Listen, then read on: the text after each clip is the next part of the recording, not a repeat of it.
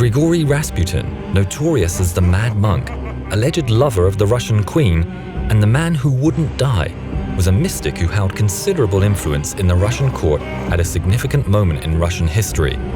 Many revered him, but many despised his influence, and this eventually became his undoing. He came from very humble beginnings and was born the son of peasants in Siberia during the winter of 1869.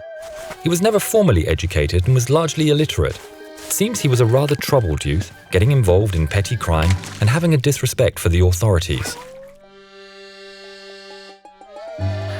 In 1887, at the age of 18, he got married after a courtship lasting for several months. In 1897, he left his family to go on a holy pilgrimage. There are various sources and explanations as for why he decided to go. One source says that he was leaving town to avoid being caught for horse theft, although other sources say he had a holy vision. Either way, he decided to leave his young family to travel. He wandered the land visiting holy sites, became a vegetarian, and swore off alcohol. He would regularly return home on these wanderings and developed somewhat of an entourage. He would conduct secret prayer meetings. Many of the locals, including the church, were suspicious and gossiped that Rasputin was ceremonially washed by his female followers, with whom he was also rumored to have more intimate relations. Around 1903, Rasputin traveled to the then capital of Russia, St. Petersburg. He met with a number of church leaders who introduced him to the Russian royal family. The ruler and Tsar of Russia was Emperor Nikolai II. In 1904, his wife, the Empress Alexandra, gave birth to Alexei. He was their first son and as such was heir to the throne. Unfortunately, Alexei had inherited severe hemophilia through his maternal line.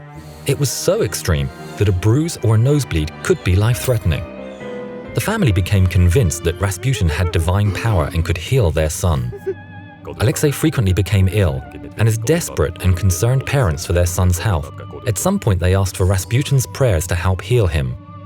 Alexei recovered the next morning. This happened on several occasions. The historian Mark Ferro, in his book Nikolai II, Last of the Tsars, wrote that because of his alleged healing powers, the Tsarina had a passionate attachment to Rasputin. The royal family had a grand hunting lodge in Spala, located in what is now Poland. Whilst there, Alexei had a hemorrhage in his thigh, brought about by a bumpy carriage ride. He was in severe pain and had a high fever. Things were looking grim for the young prince. Desperate to help her son, the empress sent a telegram to Rasputin asking him to pray for Alexei. His reply read, God has seen your tears and heard your prayers. Do not grieve. The little one will not die. Do not allow the doctors to bother him too much.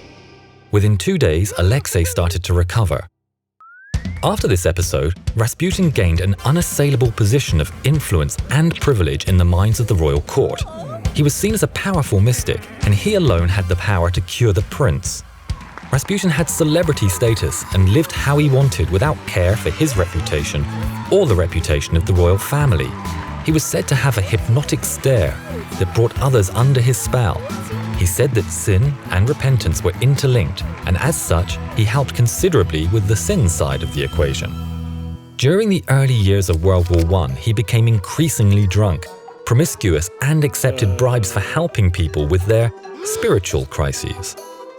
He was opposed to the war, and many people were fearful, including Russia's allies, that he could convince the royal family to remove the Russian forces from the conflict. He gained many enemies. With Russia at war against the Germans, Empress Alexandra's German ancestry was often raised in the media and in parliament. In the Duma, a speech was given by Vladimir Purushkevich. The Tsar's ministers, who have been turned into marionettes, marionettes whose threads have been taken firmly in hand by Rasputin and the Empress Alexandra Fyodorovna, the evil genius of Russia, and the Tsarina, who has remained a German on the Russian throne and an alien to the country and its people.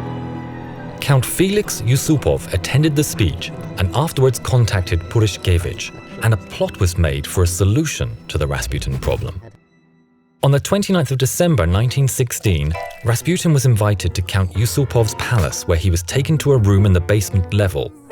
Like a good host, the Count offered Rasputin tea and cakes. These were, of course, poisoned. But to the Count's astonishment, they seemed to have no effect on Rasputin. So he was then offered some fortified wine. Like the cakes, the wine was also fortified with cyanide.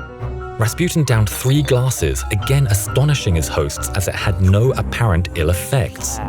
At 2:30 a.m., the Count decided enough was enough. Referring to a cross on the wall, he told Rasputin, "You should look at the cross and say a prayer." and then shot him. Thinking they had solved their Rasputin problem, Yusupov had a co-conspirator wear Rasputin's hat and coat, and they proceeded to his home, leaving the dead, or so they thought, Rasputin, in the basement of the palace. After creating his alibi, Yusupov returned to the palace basement. Suddenly, Rasputin jumped up and attacked Yusupov. Fleeing from the unholy site upstairs and into the palace courtyard, Yusupov was chased by Rasputin. A shot rang out, and Rasputin slumped into the snow. The conspirators wrapped him in a cloth, took him to a nearby bridge, and dropped him over the side. Following a river search a few days later, the remains were found. A short service at a small church was held that was attended by the Russian royal family. The Count and his wife escaped the Russian Revolution and went to live in France. In 1932, they sued MGM because of the film Rasputin and the Empress. In the film, the character that portrayed the Countess was seduced by Rasputin.